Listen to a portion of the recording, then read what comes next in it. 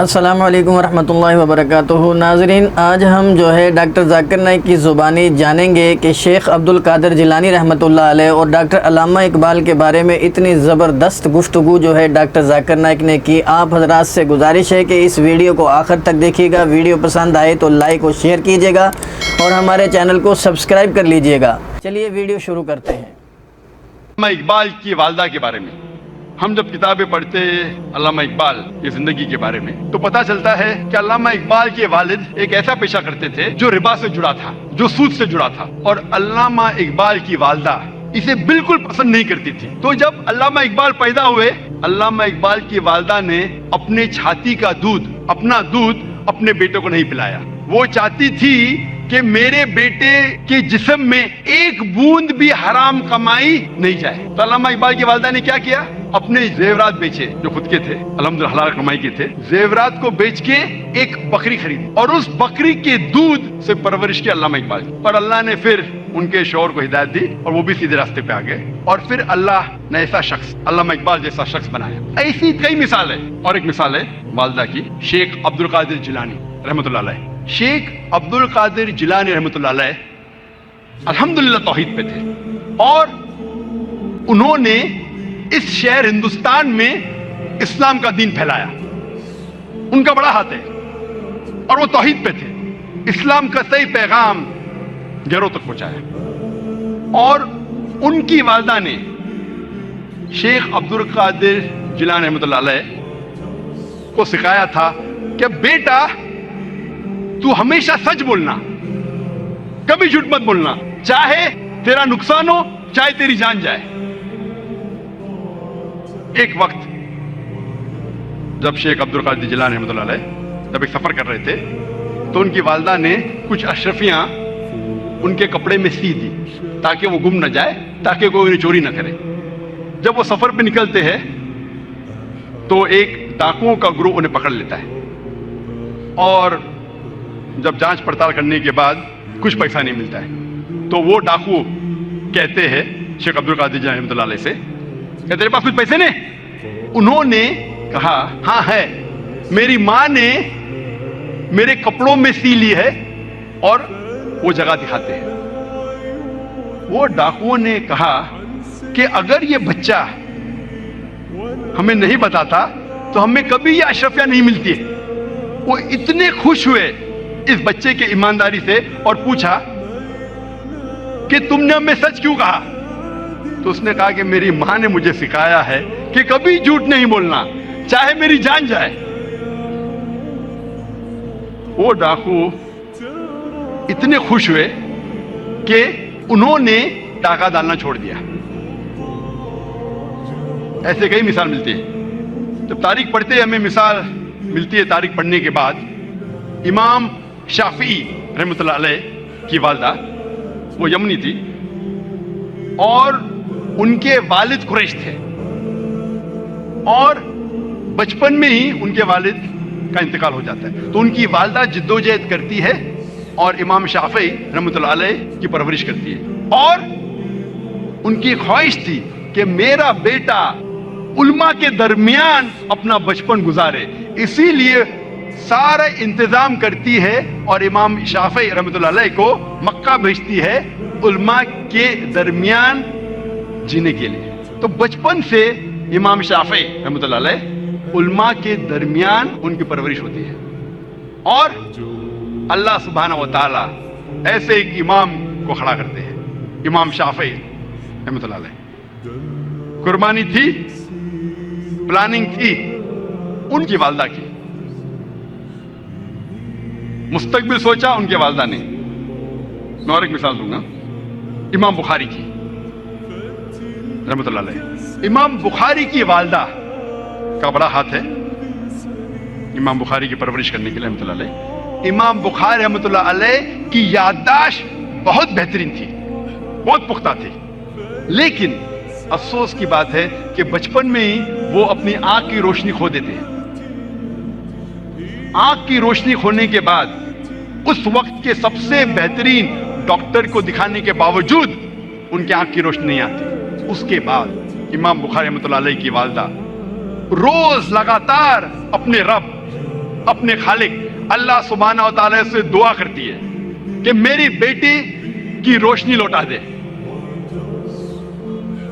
اس کے بعد کئی عرصوں بعد اللہ سبحانہ و تعالیٰ ان کی والدہ کی دعا سنتے اور ان کی والدہ کے خواب میں آتے ہیں حضرت ابراہیم علیہ السلام, اور حضرت ابراہیم علیہ السلام فرماتے کہ تیرے بیٹے کی روشنی لوٹا دی گئی. اور صبح کو امام بخاری رحمۃ اللہ علیہ وہ پھر سے دیکھ سکتے ہیں. تو یہ مثال ہے والدہ کی, کس طریقے سے انہوں نے اپنے بچوں کی پرورش کی. میں اور ایک مثال دوں گا. دو لوگ تھے جو آپس میں بہت محبت کرتے تھے, فاروق اور صالحہ. اور فاروق اور صالحہ آپس میں محبت کرتے تھے. انہوں نے شادی کی. شادی کے 3 مہینے بعد جہاد کا اعلان ہوتا ہے اور فاروق جاتے جہاد پر. جہاد کے جانے سے پہلے وہ اپنی اہلیہ, اپنی بیوی صالحہ کو 30,000 دینار دیتے ہیں. 30,000 دینار ایک یوکے کے آدمی نے کیلکولیٹ کیا اور کہا کہ وہ ہوتے 2 ملین پاؤنڈ. 2 ملین پاؤنڈ کو میں تبدیل کروں گا روپیے میں, ہو جاتا ہے 15 کروڑ روپیے. وہ دیتے ہیں 30,000 دینار, 2 ملین پاؤنڈ, 15 کروڑ روپیے اپنی اہلیہ کو, اور کہتے ہیں کہ اسے محفوظ رکھو, اسے خرچ مت کرو, میں جہاد کے لیے جا رہا ہوں. اور پھر وہ جہاد کے لیے جاتے ہیں اور کہتے ہیں کہ انشاءاللہ میں 3 مہینے میں واپس لوٹوں گا. ان کے جانے کے چند مہینے بعد ان کی اہلیہ صالحہ کو ایک بیٹا پیدا ہوتا ہے. 1 سال گزرنے کے بعد ان کے شوہر واپس نہیں آتے. 2 سال گزرنے کے بعد واپس نہیں آتے. 2.5 سال بعد ایک شخص آ کے کہتا ہے صالحہ سے کہ میں نے تمہارے شوہر فاروق کو دیکھا کہ وہ گر گئے اور وہ گھائل ہو گئے. پھر چند سال گزرتے ہیں, پھر بھی فاروق واپس نہیں آتے. تو اس کی اہلیہ سمجھتی ہے کہ میرے شوہر کا انتقال ہو گیا. لیکن 30 سال بعد فاروق واپس مدینہ لوٹتے ہیں اور ان کی خواہش تھی کہ میں میری اہلیہ سے ملوں. لیکن وہ بہت پرہیزگار تھے. مدینہ میں آنے کے ساتھ سب سے پہلے جاتے مسجد میں نماز پڑھنے کے لیے. نماز پڑھنے کے بعد وہ دیکھتے ہیں کہ کئی علماء آپس میں علم کے بارے میں گفتگو کر رہے ہیں, اور ان میں سے ایک نوجوان, تقریباً 30 سال کا نوجوان, جس کا نام تھا شیخ عبد الرحمان, وہ سب سے بہترین عالم تھا. وہ اس سے کافی متاثر ہوتے. پھر وہ جاتے ہیں اپنے گھر کی طرف. جب گھر میں داخل ہوتے ہیں تو اپنی بیوی صالحہ سے ملتے ہیں. وہ دونوں خوشی کے مارے رو پڑتے ہیں. اس کے بعد فاروق پوچھتا ہے کہ میرے 30,000 دینار تو محفوظ ہے نا, آپ نے اسے خرچ نہیں کیے؟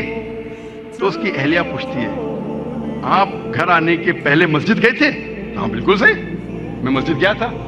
ہاں آپ نے علماء کو دیکھا؟ ہاں میں دیکھا. کیسے؟ بہت اچھے.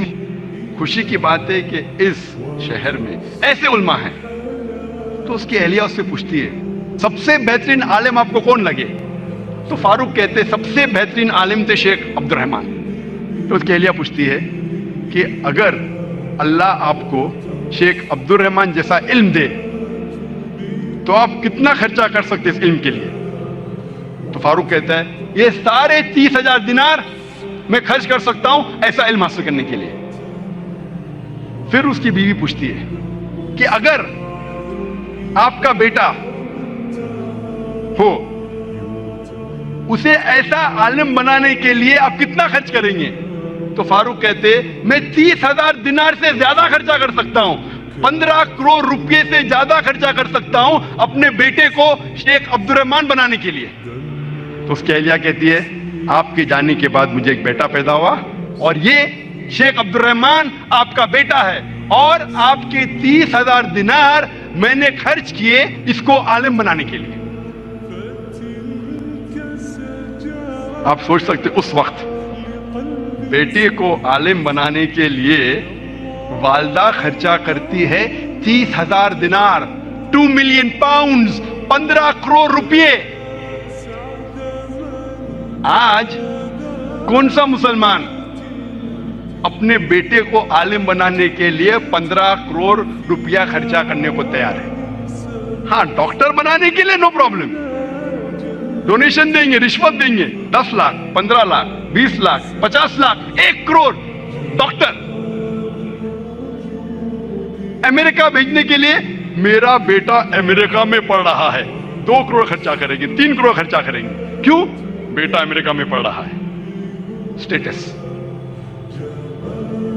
मैं ये जानना चाहता हूं कि कितने मुसलमान अपने बेटे को आलिम बनाने के लिए 15 करोड़ खर्चा करें। नाज़रीन, उम्मीद है आपको हमारी वीडियो पसंद आई होगी। अगर हमारी वीडियो पसंद आई हो तो हमारे चैनल को सब्सक्राइब कर लीजिएगा और इस वीडियो को लाइक और शेयर कीजिएगा और कमेंट बॉक्स में अपनी राय का इजहार ज़रूर कीजिएगा।